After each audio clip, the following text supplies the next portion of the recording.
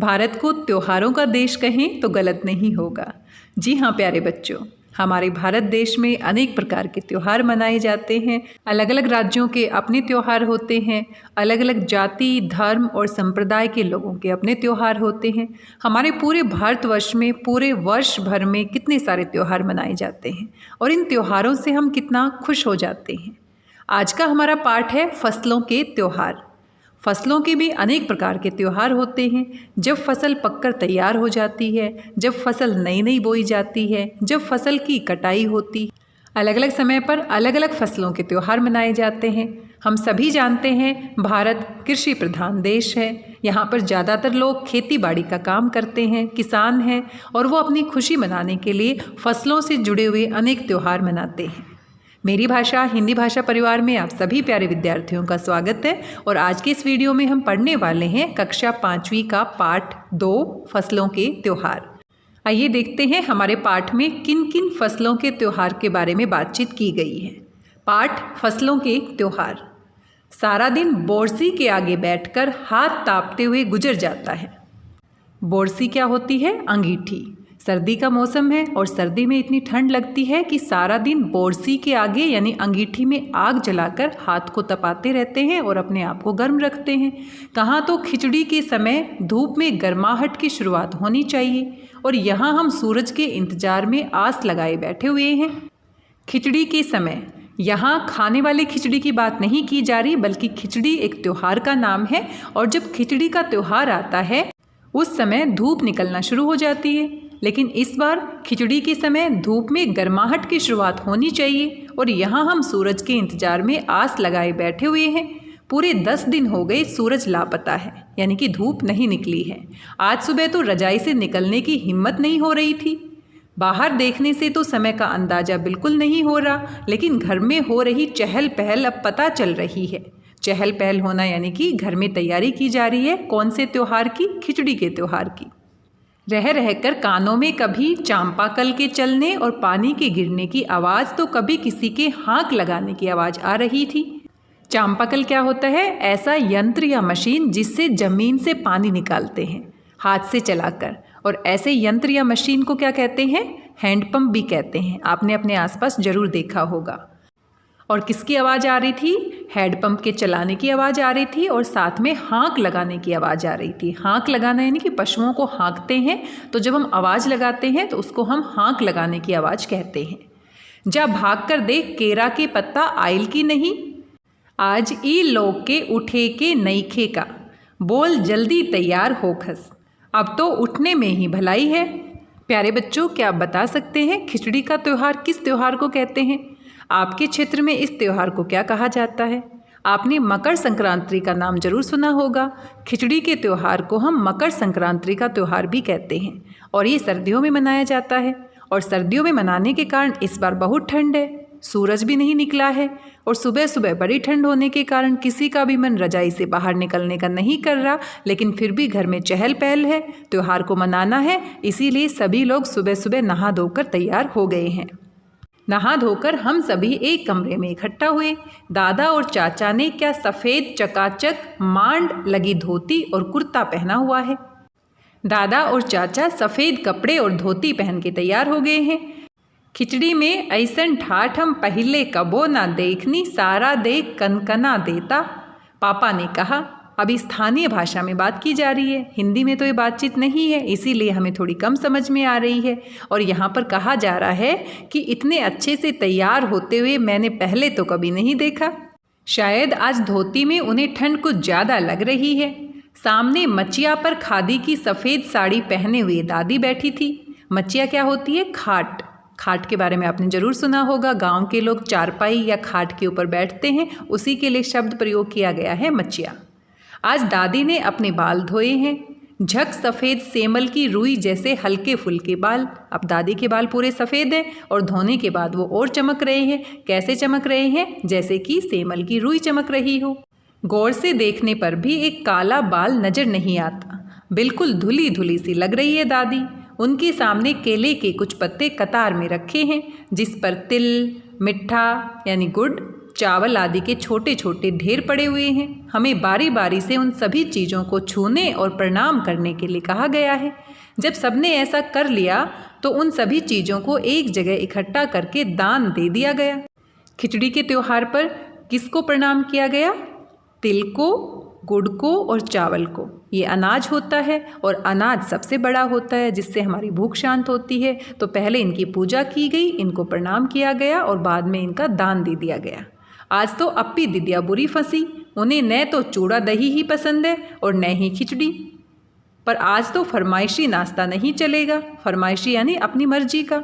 अब खिचड़ी का त्यौहार है, मकर संक्रांति का त्यौहार है और परंपरा के अनुसार इस दिन क्या बनता है? चूड़ा दही और साथ में खिचड़ी। अब अप्पी दीदिया को ये दोनों ही नहीं पसंद है, उन्हें दोनों ही चीज़ें खानी पड़ेंगी। आज खिचड़ी जो है, खिचड़ी खाने के बाद सभी ने गया से आए तिल, गुड़ और चीनी के तिलकुट को बड़े चाव से खाया। खाते खाते मैं सोच रही थी कि कितनी अलग है ना ये खिचड़ी जो अभी हम मना रहे हैं। स्कूल में हम जो खिचड़ी मनाते थे उसकी अलग ही मस्ती हुआ करती थी। छुट्टी का दिन, नाव में बैठकर गंगा नदी की सैर और फिर टापू पर बालू में दौड़ते हुए पतंग उड़ाना या उड़ाने की कोशिश करना, कितना मज़ा आता था। इधर हम पतंग उड़ाते थे और वहीं थोड़ी दूर पर गुरुजी, विमला दिद्दा, आनंद जी, झिलमिट भैया सब मिलकर ईंट से बने चूल्हे पर बड़े बड़े कड़ाहों में खिचड़ी बनाते थे। हम भी बीच बीच में अपनी पतंगों को सुस्ताने का मौका देते हुए मटर और प्याज छीलने बैठ जाते। वैसी खिचड़ी फिर दोबारा खाने को नहीं मिली। वाकई ढंग कैसा भी हो, पर है ये खुशियों का त्यौहार। यहाँ पर आपने देखा कि बच्ची कहती है कि यहाँ का जो खिचड़ी त्यौहार है और मेरे स्कूल में जो खिचड़ी त्यौहार मनाया जाता था कितना अलग है। लेकिन कुछ भी हो, कैसे भी मनाया जाए, लेकिन त्योहारों में हमें खुशी बहुत मिलती है। हम सभी मिलकर त्यौहार मनाते हैं और बहुत ज़्यादा खुश हो जाते हैं।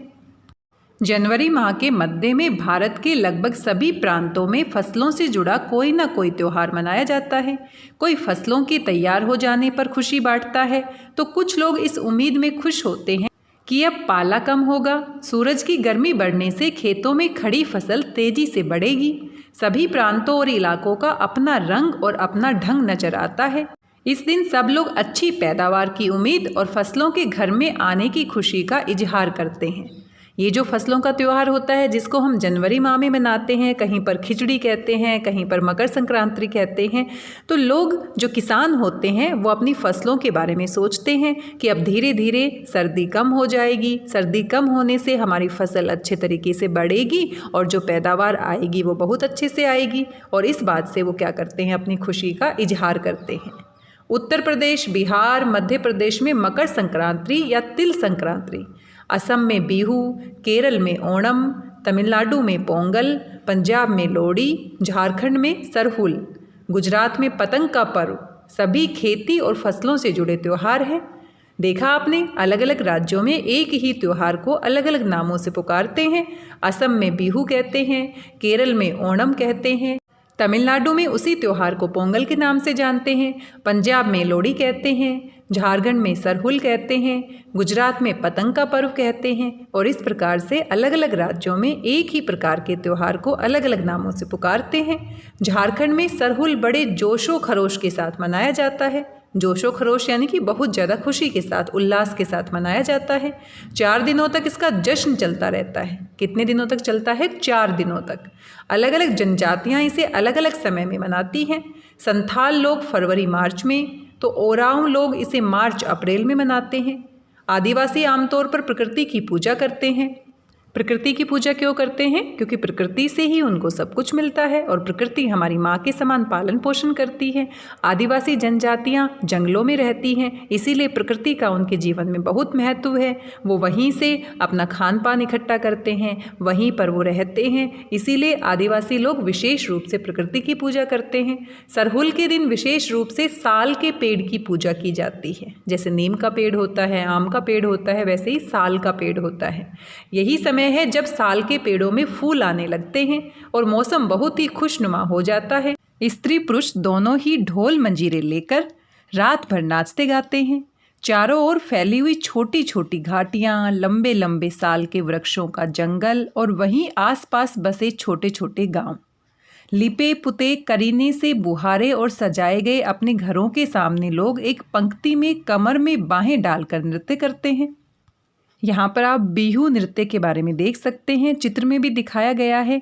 लोग क्या करते हैं, अपने घरों को लिपे पुते होना यानी कि मिट्टी से वो लीपते हैं, करीने से बुहारे यानी कि बहुत अच्छे तरीके से साफ सुथरा होता है। सजाए गए अपने घरों के सामने लोग एक पंक्ति में एक लाइन लगाकर कमर में बाहें डालकर नृत्य करते हैं, नाचते हैं। अगले दिन वे नृत्य करते हुए घर घर जाते हैं और फूलों के पौधे लगाते हैं। घर घर से चंदा मांगने की भी प्रथा है, यानी कि जो ये त्योहार होता है बिहू, जो असम राज्य में मनाया जाता है, लोग घर घर जाते हैं और चंदा इकट्ठा करते हैं। पर चंदे में मालूम है क्या मांगते हैं, मुर्गा, चावल और मिश्री। ये तो बड़ी हैरानी की बात है, हमें तो लगा चंदे में वो पैसे मांगते होंगे, लेकिन यहाँ के लोग चंदे में घर घर जाकर क्या मांगते हैं, मुर्गा, चावल और मिश्री। फिर चलता है खाने पीने और खेलों का दौर। तीसरे दिन जाकर पूजा होती है, जिसके बाद लोग अपने कानों में सरई का फूल पहनते हैं। इसी दिन से वसंत ऋतु की शुरुआत मानी जाती है। धान की भी पूजा होती है। पूजा किया हुआ आशीर्वादी धान अगली फसल में बोया जाता है। प्यारे बच्चों, देखा आपने किस तरीके से हम पेड़ पौधों की पूजा करते हैं, हम अनाज की पूजा करते हैं, प्रकृति की पूजा करते हैं और खुशियाँ मनाते हैं, क्योंकि प्रकृति से ही हमें जीवन मिला है। अनाज से हमारा पालन पोषण होता है और हमें इनका सम्मान करना चाहिए। जिस धान की यानी चावल की लोग पूजा करते हैं, उसी धान को अगली फसल के रूप में बोया जाता है और लोगों को लगता है कि ये जो धान है वो आशीर्वादी धान है, जिसकी हमने पूजा की है और ईश्वर का आशीर्वाद है, और इसको हम अगली फसल के रूप में बोएंगे तो हमारी फसल अच्छी होगी। तमिलनाडु में मकर संक्रांति या फसलों से जुड़ा त्यौहार पोंगल के रूप में मनाया जाता है और तमिलनाडु राज्य में इसी त्यौहार को हम क्या कहते हैं, पोंगल। इस दिन खरीफ की फसलें यानी कि चावल, अरहर आदि कटकर घरों में पहुंचती है। प्यारे बच्चों, खरीफ की फसल और रबी की फसल दो प्रकार की फसलें होती हैं। इनको अलग अलग समय पर बोया जाता है। खरीफ की फसल को मानसून की शुरुआत में बोया जाता है और सर्दी की ऋतु शुरू होने से पहले काट लिया जाता है। इस मौसम का समय जून जुलाई से लेकर अक्टूबर नवंबर तक चलता है। और रबी की फसल क्या होती है, रबी की फसल की बुआई शीतकाल के शुरू होने पर बोई जाती है और ग्रीष्म काल यानी कि गर्मी की ऋतु के आगमन पर काट ली जाती है। इस मौसम का समय अक्टूबर नवंबर से मार्च अप्रैल तक चलता है। यहाँ पर उसी खरीफ की फसल की बात की गई है जो कि चावल, अरहर आदि होती है और घरों में कटकर आ जाती है। लोग नए धान कूटकर चावल निकालते हैं।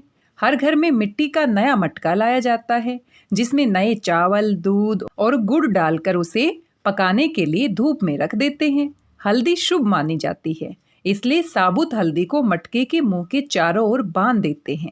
ये मटका दिन में 10:30-12 बजे तक धूप में रखा जाता है। जैसे ही दूध में उफान आता है यानी कि दूध उबलता है और दूध चावल मटके से बाहर गिरने लगता है तो पोंगला पोंगल, पोंगला पोंगल, खिचड़ी में उफान आ गया के स्वर सुनाई देते हैं। पोंगला पोंगल का मतलब क्या होता है कि जो खिचड़ी पकाई जा रही है चावल और दूध की सहायता से, उसमें क्या आ गया है, उफान आ गया है। ये वहाँ के लोगों की परंपरा है। तमिलनाडु के लोग इसे मनाते हैं इस तरीके से। दूसरी ओर गुजरात में पतंगों के बिना तो मकर संक्रांति का जश्न अधूरा ही माना जाएगा। यानी गुजरात में जब मकर संक्रांति का त्यौहार मनाया जाता है तो पतंगे उड़ाई जाती है। इस दिन आसमान की ओर यदि नजर उठाएं तो शायद हर आकार और रंग रूप की पतंगे आकाश में लहराती हुई मिले। प्रत्येक गुजराती, चाहे वह किसी भी धर्म, जाति या आयु का हो, पतंग उड़ाता है। हजारों लाखों पतंगों से सूर्य भी ढक सा जाता है। गुजरात में लोग इस त्यौहार पर क्या करते हैं, पतंग उड़ाते हैं। गुजरात में हर व्यक्ति पतंग उड़ाता है और इतनी सारी पतंगे होती है आसमान में, हजारों लाखों की संख्या में होती है कि सूरज भी दिखाई नहीं देता। कुमाऊं में मकर संक्रांति को घुघुतिया भी कहते हैं। इस दिन आटे और गुड़ को गूंथकर पकवान बनाए जाते हैं। इन पकवानों को तरह तरह के आकार दिए जाते हैं, जैसे कि डमरू के आकार का, तलवार के आकार का, दाडिम का फूल। दाडिम क्या होता है, संस्कृत का शब्द है और इसका अर्थ होता है अनार। दाडिम का फूल आदि। पकवान को तलने के बाद एक माला में पिरोया जाता है। माला के बीच में संतरा और गन्ने की गंठेरी पिरोई जाती है। ये काम बच्चे बहुत रुचि और उत्साह के साथ करते हैं। सुबह बच्चों को माला दी जाती है। बहुत ठंड के कारण पक्षी पहाड़ों से चले जाते हैं। उन्हें बुलाने के लिए बच्चे इस माला से पकवान तोड़ तोड़ कर पक्षियों को खिलाते हैं। और इस प्रकार से कुमाऊं में मकर संक्रांति का त्योहार मनाया जाता है और गाते हैं, कोवा आओ घुंघुत आओ ले कोवा बड़ो, मैके दे जा सोने का घड़ो, खा ले पूरी मैके दे जा सोने की छुरी। और इस प्रकार से गाते हैं अपनी भाषा में, यानी कि कौवे को बुलाते हैं, घुंघुत को बुलाते हैं और कहते हैं कि तुम क्या ले लो, खाना खा लो और हमें क्या दे दो, सोने का घड़ा दे दो, सोने की छुरी दे दो। इसके साथ ही जिस चीज़ की कामना हो वह मांगते हैं। कामना यानी कि इच्छा, उनके मन में जो भी इच्छा होती है वो उसको मांगते हैं ताकि उनकी इच्छा पूरी हो जाए। है ना कितने अलग अलग अंदाज मकर संक्रांति को मनाने के। कहीं दूध चावल और गुड़ की खीर बनती है, तो कोई 5 प्रकार के नए अनाज की खिचड़ी बनाता है। कहीं कहीं लोगों का सैलाब नदी में स्नान के लिए उमड़ पड़ता है, सैलाब यानी कि भीड़। और कहीं कहीं पर तो इस त्योहार पर लोग नदी में जाकर स्नान करते हैं। लोग ठंड से ठिठुरते रहेंगे पर बर्फीले पानी में कम से कम एक डुबकी तो जरूर लगाएंगे। और ये त्योहार जनवरी के मास में मनाया जाता है और जनवरी में कितनी ठंड होती है, फिर भी लोग नदी में डुबकी लगाना नहीं भूलते हैं। हाल ये होता है कि इन जगहों पर तिल रखने की भी जगह नहीं होती। तिल रखने की भी जगह नहीं होना ये मुहावरा है, इसका अर्थ होता है बिल्कुल भी जगह नहीं होना। यानी कि यहाँ पर लोगों की बहुत भीड़ जमा हो जाती है और इतनी भीड़ होती है कि तिल के रखने जितनी भी जगह नहीं होती, यानी कि बिल्कुल भी जगह नहीं होती। तिल से याद आया, मकर संक्रांति के दिन पानी में तिल डालकर स्नान करना, तिल दान करना, आग में तिल डालना, तिल के पकवान बनाना विशेष महत्व रखता है। तिल का बहुत प्रयोग किया जाता है इस त्योहार पर। तुम्हारे घर या इलाके में इस त्योहार को कैसे मनाया जाता है? इसे खिचड़ी, पोंगल, मकर संक्रांति या कुछ और कहा जाता है, या तुम फसलों से जुड़े कोई और त्योहार मनाती हो? यदि तुम आपस में बात करो तो तुम्हें ये जानकर हैरानी होगी कि कई बार एक ही इलाके में रहने वाले लोग भी इस त्योहार को अलग अलग ढंग से मनाते हैं। प्यारे बच्चों, ये आपके लिए सवाल है कि आप अपने घर में इस त्योहार को किस प्रकार से मनाते हैं। क्या आपके घर में इसको किसी नए नाम से बुलाया जाता है या किसी नई विधि से मनाया जाता है? तो आप अपने दोस्तों के साथ बातचीत कर सकते हैं और अपने अपने तरीके को एक दूसरे के साथ साझा कर सकते हैं। और हाँ, आप इस त्योहार को किस नए नाम से पुकारते हैं या किस तरीके से मनाते हैं, आप मुझे मैसेज करके भी बता सकते हैं। आज के हमारे पाठ फसलों के त्योहार में हमने जाना कि एक ही त्योहार को अलग अलग राज्यों में अलग अलग जगह पर लोग अलग अलग नाम से पुकारते हैं और अलग अलग तरीके से मनाते हैं, लेकिन इन सभी का एक ही उद्देश्य होता है, प्रकृति की पूजा करना, प्रकृति का सम्मान करना और अपनी खुशियों को जाहिर करना। प्यारे बच्चों, जब हम भी घर में कोई त्योहार मनाते हैं तो कितने खुश हो जाते हैं, नए नए कपड़े पहनते हैं, नए नए पकवान बनाते हैं, नाचते हैं, गाते हैं और खुशियाँ मनाते हैं। चाहे कोई भी राज्य हो, कोई भी जाति हो, धर्म हो, किसी भी प्रकार के लोग हों, कहीं पर भी रहते हों, लेकिन त्योहार मनाने का एक ही उद्देश्य होता है, खुशियाँ मनाना। और साथ में हम सभी को प्रकृति माँ का सम्मान करना चाहिए। प्रकृति से ही हमें सब कुछ मिलता है, रोटी, कपड़ा, मकान, हमारी सारी ज़रूरतें प्रकृति के माध्यम से ही पूरी होती हैं। पेड़ पौधों का सम्मान करना, अनाज का सम्मान करना और त्योहार हमें अनेक प्रकार की चीज़ें सिखाते हैं कि किस प्रकार से हम दूसरों का धन्यवाद दें, किस प्रकार से प्रकृति का हम सम्मान करें, उनकी पूजा करें। आज के इस वीडियो में बस इतना ही। आशा करती हूँ आपको पाठ समझ में आया होगा, फसलों के त्योहार। आप भी कोई नया त्योहार मनाते हैं तो मेरे साथ जरूर साझा कीजिएगा। मिलते हैं अगले वीडियो में एक नए पाठ के साथ। तब तक स्वस्थ रहिए, व्यस्त रहिए, मस्त रहिए और खुश होकर पढ़ते रहिए। धन्यवाद, बहुत बहुत धन्यवाद।